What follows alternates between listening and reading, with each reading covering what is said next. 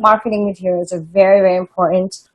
Just a book without a media kit and stuff is not going to do very much. People kind of forget about that. They're like, well, the book speaks for itself. And, you got to have a website. You got to have a press release. You got to have one sheets, things like that. You're listening to Jennifer Ellis, celebrity publicist and manager to the stars. Whether you're a celebrity or want to be one in your business niche, you're about to hear some great tips because Jennifer is today's guest on Solopreneur Success. And in case you didn't know, be sure to stick around after the outro music every episode because I always have a little something to add afterwards. All right, cue the music. Welcome to the Solopreneur Success Podcast, where successful business owners gather to share true stories and sound advice to help you start and grow your own solopreneur business. Come soar with us and design the life you love. Now, here's your host, Steve Combs. Well, hello, solopreneurs. Today I'll be talking with Jennifer Ellis. Like many solopreneurs, Jennifer has her fingers in many entrepreneurial pies, so to speak. But today we're going to talk about her key services, publicity and management. In fact, I'd like to share a quick story about how I met Jennifer. I'm the managing editor of a natural health publication called Live Pain Free, have been for the past decade. And in that, the publisher, Jesse Canone, interviews a leading natural health expert for every monthly issue. And sometimes it takes a lot of work, real work, to bring on a great guest. And that's a big part of the role for me. And one of our recent interviewees was Dawson Church, was someone I identified as a great potential interviewee on the topic of EFT or emotional freedom techniques. And during that process of trying to connect with him, I met Jennifer, and she manages the speaking engagements for Dawson. And long story short, after some back and forth, we were able to determine, yes, that's a good fit for him, and we worked together to make the interview happen. And now today, I'm excited to bring Jennifer on to Solopreneur Success to share some of her insider secrets for being a great publicist. So Jennifer, welcome to the show. Thank you so much, Steve. I appreciate it. Well, I tell you, a lot of people have this glamorous idea of publicists, and they get this vision maybe of a Hallmark movie actress, and they're wrangling a big-time author client into making themselves a success. And I'm curious, how does that picture that some people might have line up with your day-to-day reality as a real-life publicist? I mean, is it even half as glamorous as some people think? What is life like for you as a publicist? Well, it's funny because right before we came live, I was telling you, I'm putting fires out today. 10:30 p.m. last night, I get an email. I can't talk to this person at 8 o'clock in the morning, right before I'm about to turn my computer off and sleep for the night. Then this morning, lots of little changes and tweaks, and it's like one thing after another. There's just some days like that. Some days you're working so hard and doing so many things that are last minute that it's like, barely grabbing a coffee or, putting your clothes on is like, difficult, and then some days are more quiet, but some days are just very crazy, especially with media too. Aside from my own clients, sometimes there's media that's like, we have a hot story and we want your client on, and you got to be on top of that if you want to book them. Yeah, it makes sense because obviously the news aren't going to wait. Tomorrow's a different story, so it has to be quick on the uptake for that. So do you meet famous people during your course of work? I've been very blessed to meet some wonderful people. Yes, definitely. In my past life in the music industry, met some wonderful celebrities, and in this one as well. And, what's interesting for me, too, sometimes the celebrity, household name, sometimes for me, the celebrities that I meet are not even the ones that people would think are like, oh, my gosh, I can't believe you met that person. Because to me, it's like sometimes I just admire the work they're doing in the world. And to me, they're a celebrity. Sometimes it's just a yoga teacher that I follow on Instagram. And to me, they're like, oh, my gosh, they're doing such great work in the world. So they're a celebrity to me, but maybe other people didn't even know them. That is such an important point, and I just want to pull on to that because solopreneurs, listen, you don't have to be known to the entire world to make a real difference in somebody's life, and you can be a celebrity in your niche of the world. What Jennifer just said here is so true. You don't have to be the person that 10 million people know. You might be the it guy or the it gal for 10,000 people or 1,000 people, but yet you're making a real difference in their life. I think that's just so important to call out. Build that relationship. And don't worry about, how many people know me as much as are you building real lasting relationships with the people you help. For you, it might not be the big name that some people might recognize, but rather somebody that to you has made an impact in your life. Exactly. Yeah. And they might have a lot of Instagram followers, but they might not be like, Oprah or, Brad Pitt type celebrity. But, to me and some other people, they might be a celebrity. And it's wonderful when I see my clients out there, maybe they have 10,000, followers, But, when I get letters from people that hear them on TV shows or radio shows, and that's the difference they're making in people's lives, that's a celebrity to them. That's absolutely right. So being a publicist, is that something you've always wanted to do? You mentioned about a music industry career. I mean, how did you get to where you are today? What was your path? It's a very interesting path. I was actually always wanted to work in the music industry, actually, and that's what I did right after high school, worked in the music industry, and I spent over a decade in the music industry. I was making wonderful money in New York, and when I moved to California, I had to pay my rent. It wasn't the same as the industry in New York at all. And I thought it would be the same, if not better, in California, and it was not. And also, that was also during the time when digital music started taking over. Tower Records and Virgin Records, they were all starting to close. So the music industry was also at that time kind of on a downfall. So I was like, I got to pay my rent. So I picked up a newspaper, and in there was a woman advertising for a publicist and someone to manage her as a speaker. And she had a book coming out a couple months later. And her background was also in the music industry. And I replied to the ad, and I started working with her. And right away, first day I started working with her, I was booking stuff for her. So she started referring me to people, and they started referring me to people. So that's kind of how I got into this business more now of working with more like speakers, authors, entrepreneurs. And that's a great point as well, is take what you know, your experience, and you can parlay that. Even if the entire industry is going through upheaval, you can still take what you have experienced and use that to grow new relationships and new business directions. And I think that's important to remember as well. You mentioned a lot of different types of people. So who are your best clients? Who would be, for Jennifer Ellis, who would be the ideal client that you would best be able to help? And what would you do for them? My favorite clients are the ones that are really focused on their message. They really have some passion or desire to put out into the world. It's not completely always about numbers. Numbers are really important, number of speaking engagements and gigs you're booking and, where you're getting placed in the media. All that's important, but really when their base desire is to share their message, that's really what attracts me. I'm also very picky in terms of it has to in some way resonate with me too. Like I feel like I have to be able to authentically represent my clients. So there's clients that I turn down if what they are doing is not in line with what I believe or that I can really get behind. I don't take them on because I feel like the person that represents them, the media and anyone I'm dealing with can sense that. So I really am very picky about that as well. Yes, absolutely. I'm the same way. If there's something that's not going to be a good fit between me and a client, I'm not going to do the best job for them, and they'll be better with somebody else anyhow. Right. And I'm certainly going to be a lot more happy in my day-to-day work with them if I believe in what I'm doing. And so that's key. You really have to work with the people who you're best suited to work for. And if it's not a good match, well, you're better off saying, well, let's part ways and let's find a better match for each of us. You're not doing any favors by, let me just grind it out with this person who's not even a good fit for my business. Right. And there's so many people out there that would be, either way, good, perfect match for me, perfect match for them. There's so many people out there in the world. So, but it's just really recognizing that authenticity is really big with me and people can feel that. Exactly. And like you said, it's the abundance mindset. There's no scarcity of people. It's just a matter of, you have a scarcity mindset. Oh, I can't find anybody. Well, you're not trying very hard or you don't know what you don't know, and then you need to maybe find a mentor or somebody who can help you through that hurdle. And that's kind of what you do, I think, in a sense with your clients, is you help them to the hurdle of how do I get on stage or how do I get engaged in these, get booked on shows or what have you, right?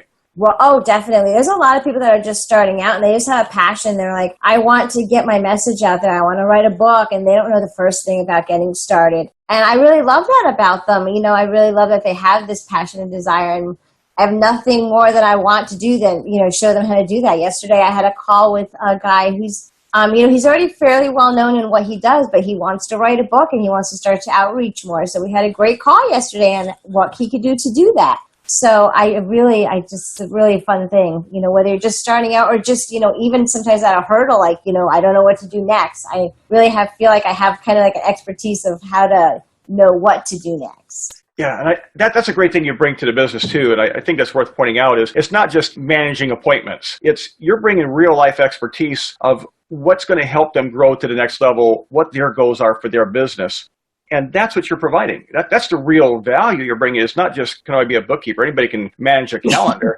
but are you able to bring real world expertise, and that's what you bring.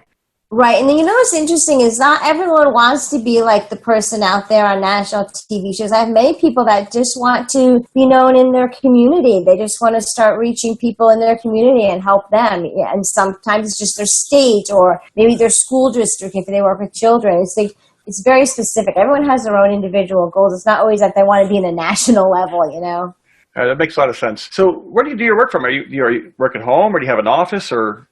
I have an office in my house. Office in your house, that's nice. So you have a short commute, that's same here. You actually have a huge master bedroom and half of it's an office. And the other half, well, I look at my bed across the room, which is great. So I don't have to travel real far either. So how do you establish boundaries with your clients? I mean, like you mentioned, you had an email at 10:30 last night. How do you set those boundaries between work and home life then? I mean, I know it's going to be a challenge for many solopreneurs. It's been a challenge for me at times. What do you do to kind of make those boundaries work? I have to evaluate actually each one individually. You know, something like last night had to be taken care of. You know, it was just something last minute, something came up for that person, you know, and I have to be like, I can't be like, I'm so angry about this. It just is what it is. I got to handle it and move on with my day and go to bed. But then there's other things like, you know, I used to work with a client who was continually canceling on stuff. And it reflected poorly on me and on her. And that was something that I had to discuss with her. So I really, you know, and it was taking a lot of my time. And, you know, I'd be at Veggie Grill with my husband and she'd be like texting, you know. So, like, you know, that was something I had to discuss with her. So you have to evaluate each one. You know, if it's something that doesn't happen very often and it's emergency, then you know what? It's fine. Take care of it. Move on. Nothing to get upset about. If it's something that's continually happening and it's like definitely breaking boundaries all the time, then that's when, you know, you have to have a discussion with the client.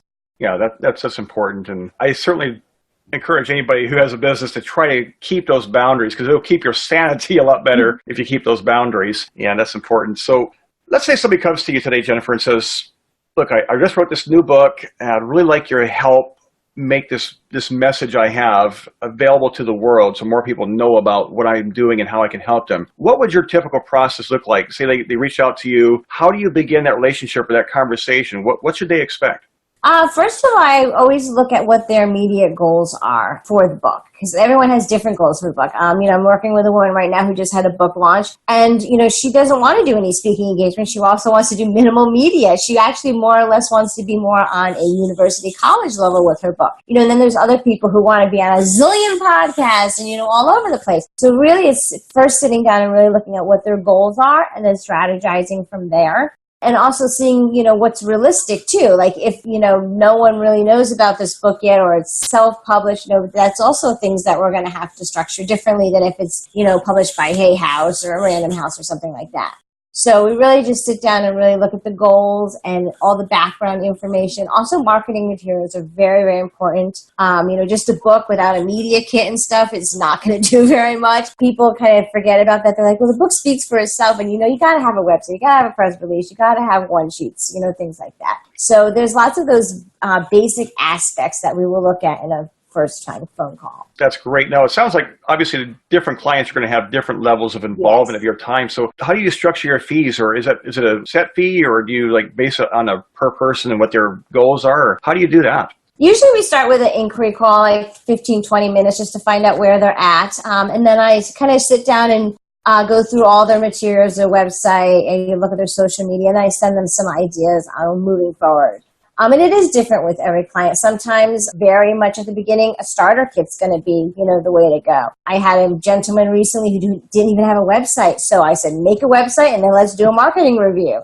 You know, so everyone's going to be a little bit different. Then there's people that are just already kind of at this more well-known status and they just need my management skills. And then that will be something we look at from there. So each one is individual. I start off with a little inquiry call and then kind of intuitively see where I think we are a fit.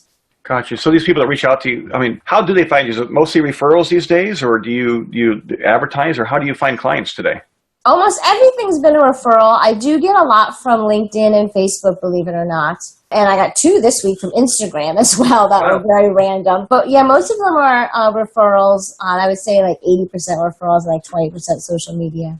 That's quite interesting. So do you actually have time left in your schedule? You sound like you're a very busy person. How do you have any more time for clients? How does that work for you? Is that like a bottleneck for you? Yes. I actually do have time currently because I actually let a couple people go recently that I didn't feel like were a match anymore. So I do currently have some time in my schedule. When I do have time, if it's not currently booked, then I have lots of other little, passions and businesses that I do on the side. And then I use my time on that too. So I balance it all out. And I figure the right people, when it's time for them and I will, hook up and be able to work together. That totally makes sense. And I guess one question I'd ask you is, what would be your biggest challenge today then? Is time your challenge, or what would be your big challenge if you had to pick one thing? Time is a challenge. I think probably balancing the clientele that I have. And like right now, it's like I'm trying to figure out, do I want to fill certain slots with new management clients, just consulting clients, or want to focus more on, my fitness and wellness work? Sometimes it's just kind of like, what do I want to fill that time with, So that's kind of it. And I kind of just have to go into, like, I have these little angel cards, and I picked one the other day that said acceptance. And I'm like, okay, I guess I didn't have to accept where I'm at and then figure that the right thing will come when I know. Like I said, a lot of entrepreneurial pies you got your fingers in. You're busy. Oh, definitely. Absolutely. So let's say if somebody else wanted to do what you do.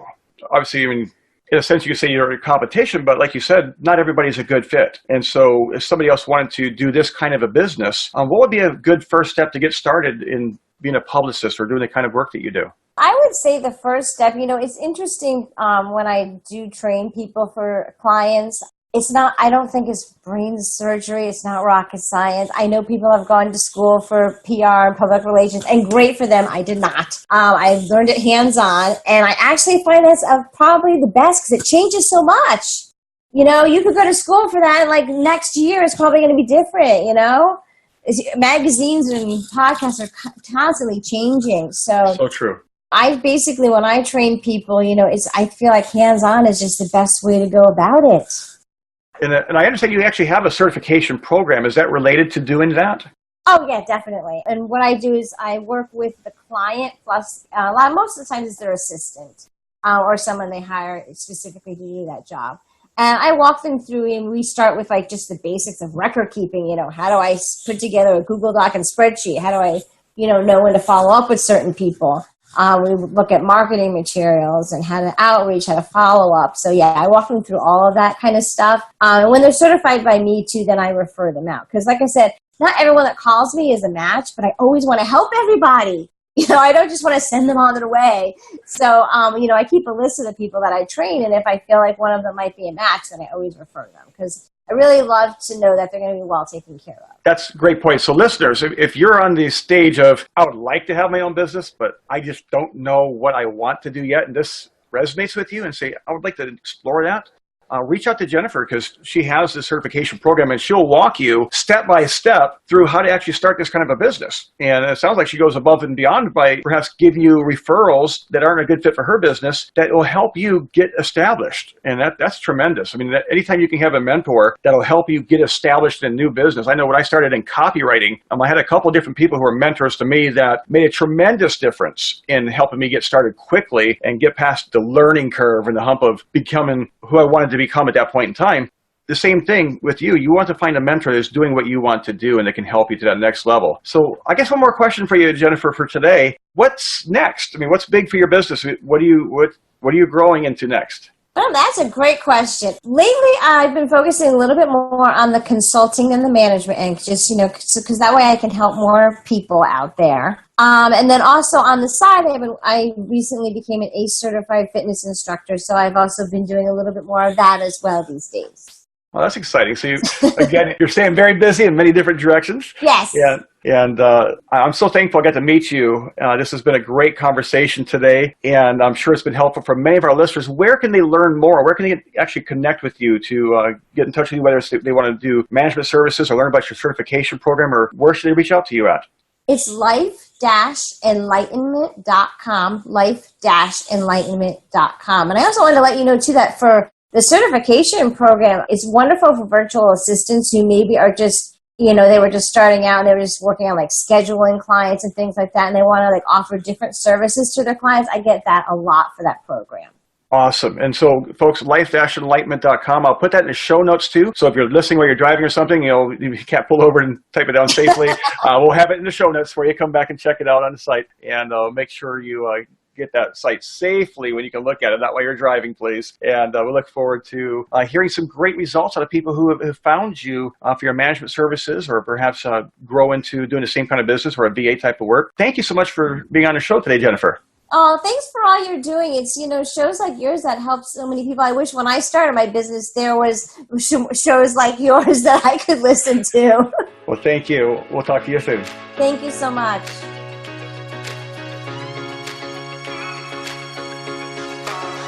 Thank you for listening to the Solopreneur Success Podcast. We hope you discovered valuable advice on how to start and grow your own successful solopreneur business. Come soar with us by joining our community at startgrowsoar.com. Again, that's startgrowsoar.com. We look forward to seeing you there.